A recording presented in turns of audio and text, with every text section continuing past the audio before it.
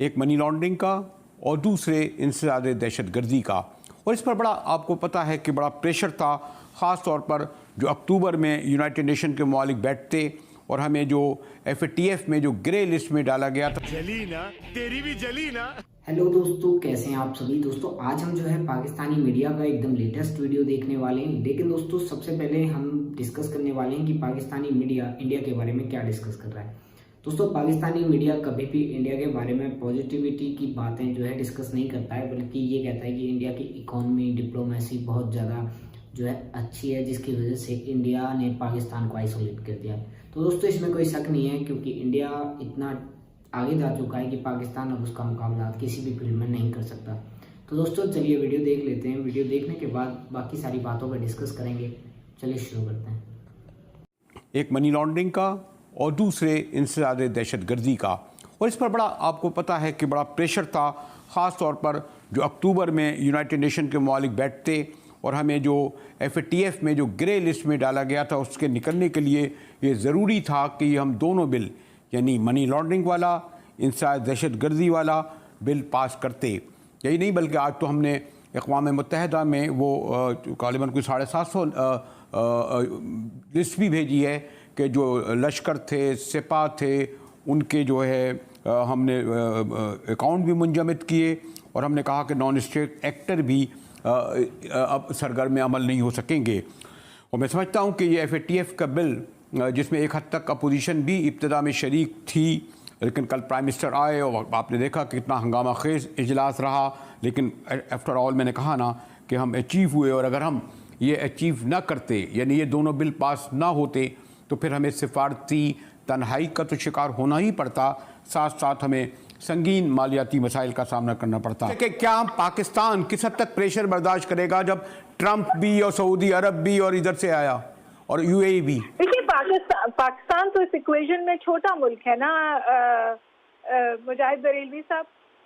अगर हमारा समझिए फॉरेन पॉलिसी का पिलर है, अगर सऊदी अरब रेकग्नाइज कर लेता है या बैकडोर डिप्लोमेसी उनकी रिज्यूम हो जाती है, तो पाकिस्तान ने अभी तो एक प्रिंसिपल स्टांस लिया हुआ है।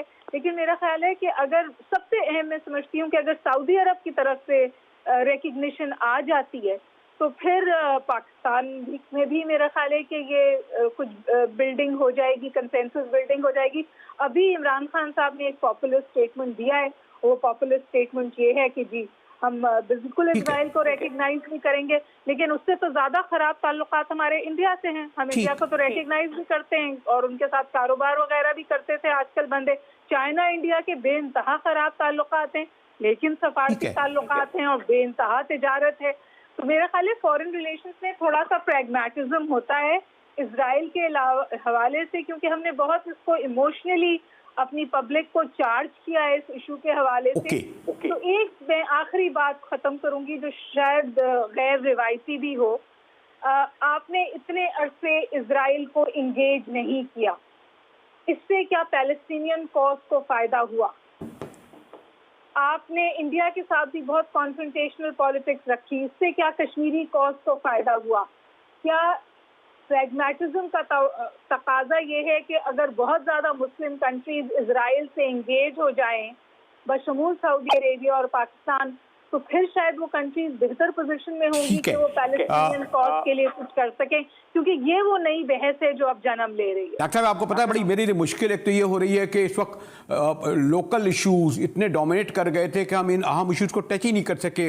और फिर हमें पाकिस्तान को ये भूलना पड़ेगा जी इंडिया ने वहाँ क्या क्या किया, अफगानिस्तान ने उनको कितना मदद किया।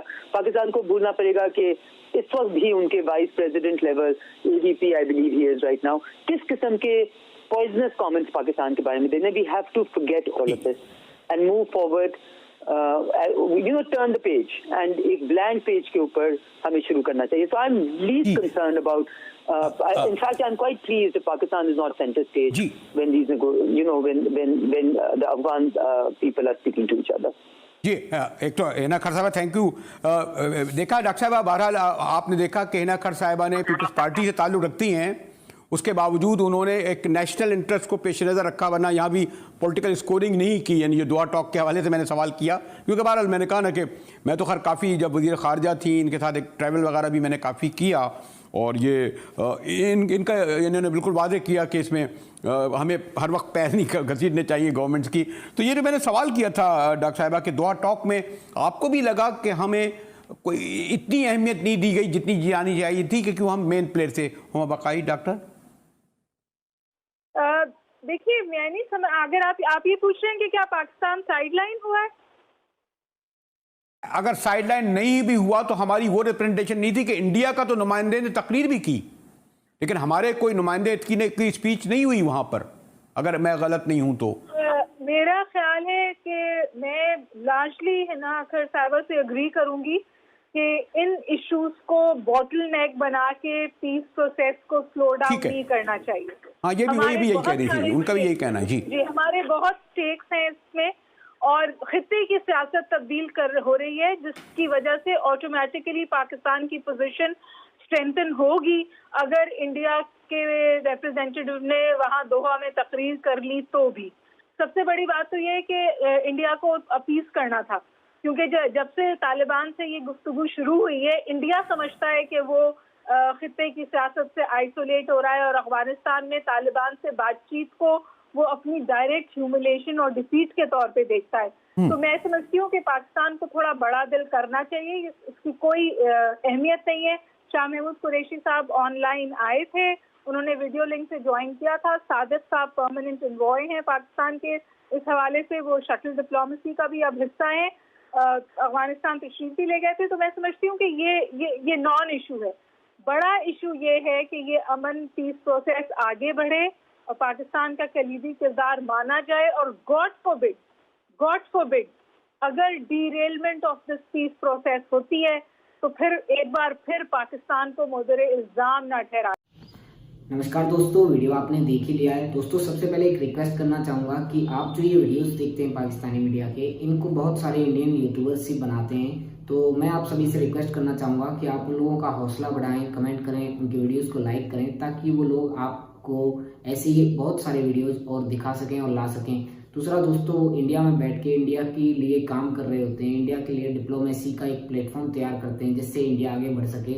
पाकिस्तान की कुछ ऐसी वीडियो क्लिप्स को पिक किया जाता है जिससे कि इंडिया अपना नैरेटिव जो है बना सके, और इस काम को बहुत सारे यूट्यूबर्स करते हैं ताकि दोस्तों कोई भी हमारे देश के खिलाफ कोई भ्रम या ऐसी चीज़ें ना फैला सके जिससे हमें या हमारी कंट्री को प्रॉब्लम हो।